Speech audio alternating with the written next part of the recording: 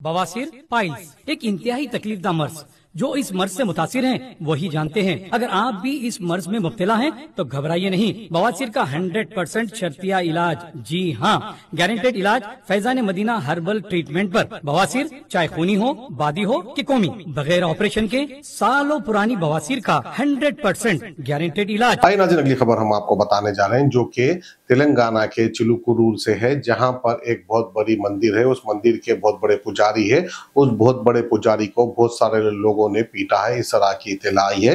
ये वाकया पेश आया था जुम्मे के दिन, लेकिन अब जो है उस मंदिर के जो पुजारी थे उनके बेटे ने पुलिस को इत्तला दी है। लेकिन जो है मंदिर के पुजारी नहीं चाह रहे थे कि पुलिस कंप्लेंट दे, लेकिन आहिस्ता आहिस्ता ये बात बाहर आ चुकी है। हम आपको बताते चले कि चिलकुरू में जो है बालाजी टेम्पल है, बहुत बड़ी टेम्पल है, यानी मंदिर है। उस मंदिर की सीट से ये पुजारी को हटाने के लिए झगड़ा हुआ था। रामा राज्यम कर एक ऑर्गेनाइजेशन है, वो लोगों ने आकर जो है मंदिर के पुजारी को पीटा और कहा कि आप यहाँ से हट जाओ, हम दूसरे आदमी को पुजारी बनाएंगे। इसी बात को लेकर एक झगड़ा हुआ था, लेकिन पुलिस को बताने के लिए भी डर रहे थे पुजारी। लेकिन पुजारी के बेटे ने जाकर पुलिस में कंप्लेंट कर दी है। वो खबर आप देख सकते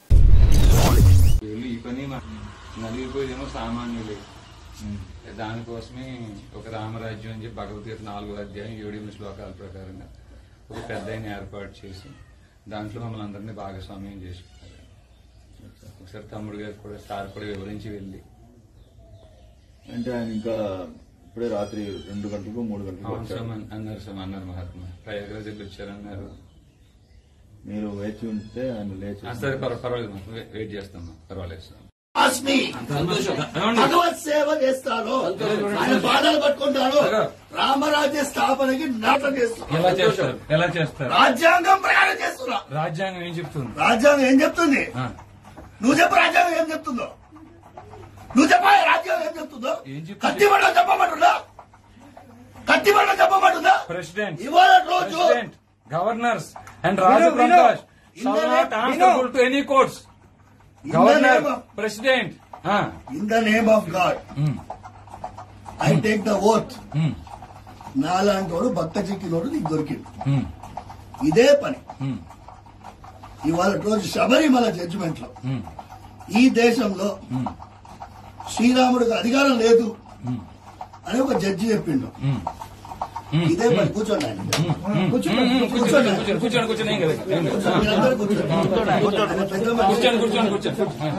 ఆయన పెద్ద మనిషి.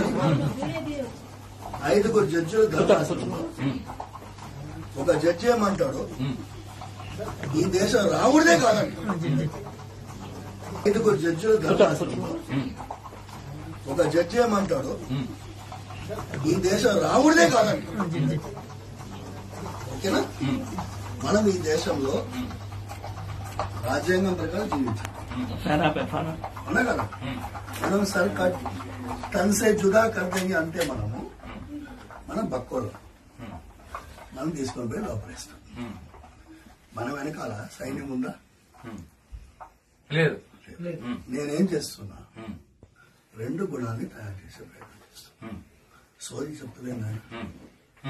ఒకటి ఆంజనేయ స్వామి గుణం, దేనికి తెగించకుండా ఉండేది. మాట్లాడమండి. రెండోది అర్జునుడి గుణం, గురువు గారు చెప్పినట్టు ప్రవర్తించడం. ఈ 2 నేను చేస్తాను. ఈ ప్రయత్నం నాది. దీన్ని మీరందరూ తోడొస్తున్నారు. ఆ రోజు ఆయన వచ్చిన 2 సమయాల్లో కూడా ఆయన వచ్చిన పరిస్థితి వేరే ఉంది. ఓకేనా? నేను స్వామివారి ఆరాధన చేయాలి. 8 అవుతుందా అభిషేకం చేయాలి. నేనేమన్నా 3 గంటలకు వచ్చిన ఆయన నిన్న మొన్న మొత్తం నడక. సార్ చెప్పేది మేము వచ్చాం కదా, విన్న తర్వాత మేము వచ్చాం కదా. నువ్వు నన్ను చెప్పినావు, జడ్జిమెంట్ కూడా చెప్పారు. జడ్జిమెంట్ అయిన తర్వాత ఏం చేస్తావు చెప్పండి. ఇది మన రాజ్యాంగం ప్రకారం నడుస్తున్నాం. సుప్రీంకోర్టులో ఇంప్లీట్ పిటిషన్ వేసాం. శ్రీరాముడికి అధికారం లేకుండా ఏం దేశం ఇది? నీకు ఆ బిట్ పెన్షన్ అన్ని ఇస్తాం. నా దగ్గర ఉన్నాయి సార్, నా దగ్గర ఉన్నాయి. రెండోది ఏం చేస్తామంటే 8 రాజ్యాలు. రాముల వారి రాజ్యంగా పద్మనాభ స్వామి రాజ్యం. ఆ రాజ్యంలో రాముల వారి పాదాలు పెట్టుకొని నెత్తి మీద రాజ్యం వెళ్ళేవారు. వాళ్ళని రాజవంశీకులని వాళ్ళ ద్వారా కోవెనెంట్ సైన్ చేశారు. ఈ దేశంలో రామరాజ్యం ఉంటేనే మనం నడిపించగలమంటే దాని మీద రెండవ ఇంప్లిమెంటేషన్ వేశాం. ఇవాళ రోజు అది ఫైనల్ స్టేజ్లో ఉంది. ఓకేనా నాయన? ఇప్పుడు అడిగావు కదా, రాముడు అంటే లెక్కలేదా అని అడిగావు కదా. నీ మనసులో ఉండే భక్తి దాసుని నేను.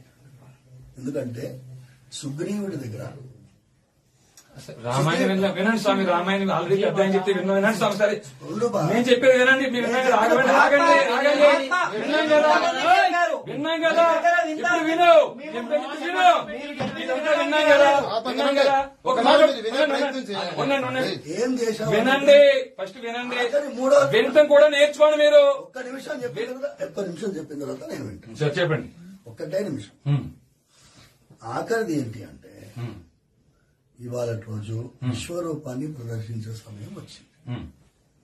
ఓకేనా? విశ్వరూపం ఎట్లుండాలి? మొన్న విజయవాడ శంఖారావం చేసిండు. ఓకేనా? శంఖారావం చేసిన తర్వాత నా దగ్గరికి వచ్చినారు కొంతమంది మహానుభావులు. వచ్చి ఇవాళ రోజు దేవాలయాల భూములన్నీ ఆక్రమించుకున్నారు. ఒక రెడ్ పెటిషన్ వేద్దాం. రెడ్ పెటిషన్ కి మీరు ఆయన నేను ఒక్కడనే ఎన్ని పెటిషన్లు వేయాలా? పెటిషన్లు వేసే జమానా అయిపోయింది. ఒకరోజు ఎండోమెంట్స్ డిపార్ట్మెంట్ ముట్టదిద్దాం అని నేను పిలిపిస్తా. ఎన్ని వందల మంది వస్తారు అని అడిగినా మీరందరూ ఉన్నారు చూసారా? నేను ఒకరోజు ఎండోమెంట్స్ డిపార్ట్మెంట్ వెళ్తాను. ఇట్లనే మీరు రావాలి. ఓకే, మేము వస్తాం. ఓకే, వస్తాం, తప్పకుండా వస్తాం. వినండి, మాకు వినండి, చెప్పారు కదా, విన్నాం కదా. మాకు వినండి, ఇప్పుడు వినండి. వినటం అలవాటు చేసుకోండి, వినటం అలవాటు చేసుకోండి. ఎప్పుడు చెప్పడం కాదు, వినటం కూడా అలవాటు చేసుకోవాలి. చెప్పడానికి అలవాటు చేసుకో. మాట్లాడతారు. ఒక్క నిమిషం ఆగండి. భూమి అంతా ఇక్ష్వాక వంశీయులని రాముడు అన్నాడని విన్నాం. నిజమేనండి? నిజమా కాదా? మొత్తం అఖిలాండగోడి బ్రహ్మాండగుడు ఆయన నాయకుడు ఆయనే. ఈ మాట అడిగింది చెప్పండి. ఈ భూమి అంతా ఇక్ష్వాక వంశీయులని రాముడు అన్నమాట నిజమా అబద్ధమా? అన్నాడు. ఆ ఇక్ష్వాక వంశీయులు ఏ ఏ గోత్రాల్లో ఉన్నారు? ఇప్పుడు నాకు అడిగింది చెప్పు. ఆగండి, ప్రశ్నకు సమాధానం చెప్పు. నెక్స్ట్ రెండో ప్రశ్న. మీ ఆలయ పరిధిలో క్షాత్రం కలిగిన వారు భగవద్గీత 18వ అధ్యాయం 43వ శ్లోకంలో శౌర్యం తేజో ధృతిర్దాక్షం విద్యే చాపే పలాయనం దానమీశ్వర భావచ క్షాత్రం కర్మస్వభావచ అనే లక్షణం కలిగిన వారు ఎంతమంది ఉన్నారు?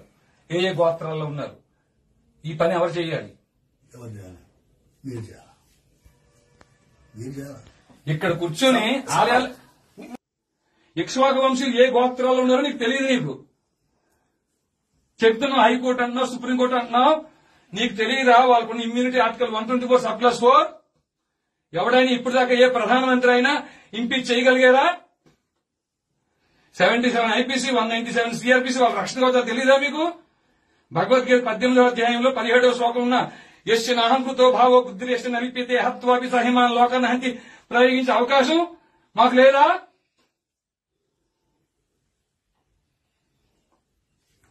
ఏమీ తెలియదండి అయ్యా. పండితులు వేషం వేసుకుని తెలియని నటవిట శూద్రుల వనితలు స్వవచమౌటకుపదిశించి సంతసిల్లి స్వరలయంబులెరుంగకని శిలత్ములై సుభక్తులకు సమానమని దుడుకుగల నన్నే దొరకుడుకు బ్రోచురా. స్వరం తెలియదు. స్వరం తెలుసా? లయ తెలుసా? ఇక్ష్వాక వంశీయులు ఏ గోత్రం ఉన్నారో తెలియదు. క్షాత్రం కలిగిన వారు మీ పరిధిలో ఎంతమంది ఉన్నారో తెలియదు. వైశ్య పరంపర 44వ శ్లోకంలో చెప్పిన వైష్ణవ కృషి గోరక్ష వాణిజ్యం మీ ఆలయ పరిధిలో ఎంతమంది ఉన్నారో తెలియదు. అన్య మత ప్రార్థనా మందిరాల్లో బోధిస్తున్నారు ఈ దేశాన్ని ఎలా దోచుకోవాలని. తెలిసిందల్లా ఒకటే, బలుపంతా ఒకటే, బలుపు అహంకారం ఒకటే.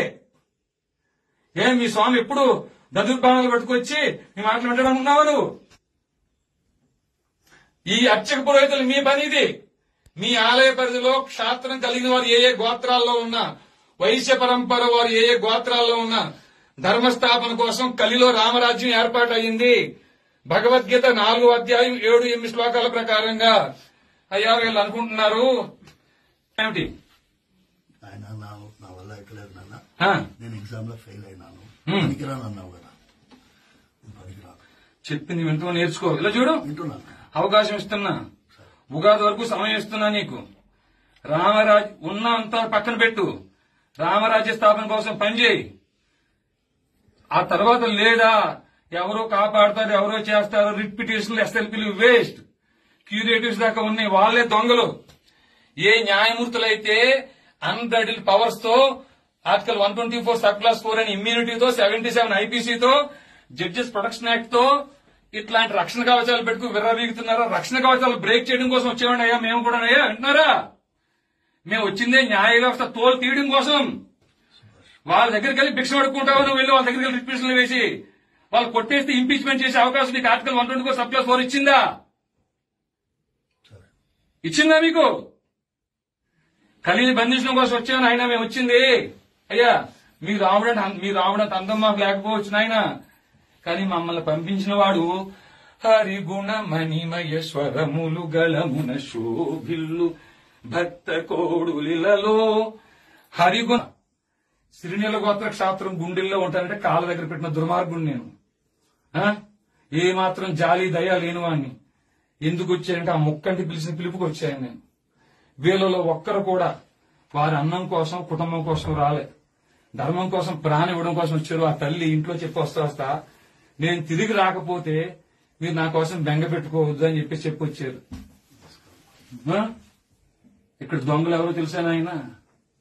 దొంగలు ఎవరు? మర్డర్లు మానభంగాలు చేసేవాళ్ళు కాదు. వాళ్ళని శిక్షించాల్సిన న్యాయమూర్తులు పనిచేయటం మానేశారు తండ్రి. వింటున్నారా? ఈ న్యాయమూర్తుల మీద 197 సిఆర్పిసి ప్రయోగించాల్సిన కేంద్ర రాష్ట్ర ప్రభుత్వం ఈ పని మానేసినాయి. ధర్మాన్ని బోధించి క్షాత్రం కలిగిన వారిని వెలికి తీసి వాళ్ళని గుర్తించి వారి పోషణ నిమిత్తం సైన్యంగా తయారు చేయించాల్సిన అధ్యయనంతో అధ్యాపనం చేయాల్సిన మీ పని మీరు మానేశారు అయ్యా. అయినప్పటికీ మా ఇక్ష్వాక వంశీయుల సాంప్రదాయాన్ని అనుసరించి ఒక్క అవకాశం మీకు ఇస్తున్నాం. ఇది తప్పితే మేము రామ మహాత్మ వచ్చి చేయాల్సిన పని చేసుకెళ్లిపోతారు. విన్నారా స్వామి? మీ పని మీరు చెయ్యమని మరొకసారి మనవి చేసుకుంటున్నాం. అయ్యా పెద్దలు ఎవరన్నా మాట్లాడేది ఏమన్నా స్వామి? మహాత్మా పురుషోత్తములారా, భూపురుషోత్తములారా, అయ్యా మంచిగా చేసుకోండి, ఓ సైనికుడిని ఇవ్వండి. అర్థమైందయ్యా? సైనికుడిని మాత్రం ఇవ్వండి. ఎందుకు ఇప్పుడు బయట మసీదులో ఏం చేస్తున్నారు మీకు తెలియదేముంది? మసీదులో ఏం చేస్తున్నారా లేదా? ఆవులను కాపాడితే నన్ను 4 రోజులు జైల్లో పెట్టిరు. ఈ